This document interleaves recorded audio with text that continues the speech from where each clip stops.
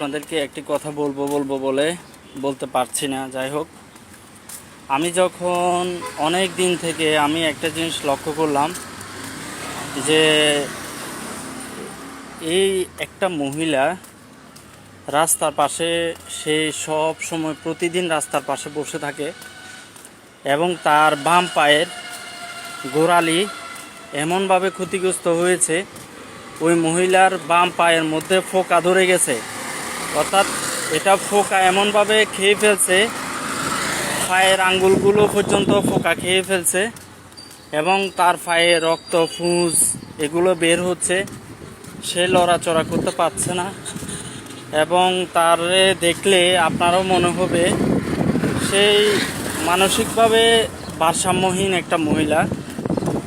তো আসলে এই বিষয়টা কারোর নজরে আসতেছে না কেন জানি না।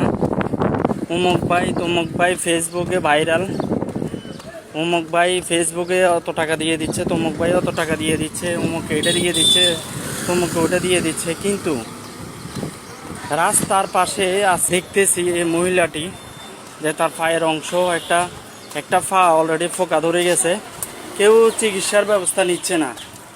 তা আমি আশা করব এই বিষয়টা কোনো মানবিক সংগঠন দেখুক, দেখে মহিলাটিকে সুস্থ চিকিৎসার ব্যবস্থা করে দিক। আমি ভিডিওটি আপনাদেরকে দেখাচ্ছি, আপনারা দেখতে থাকুন।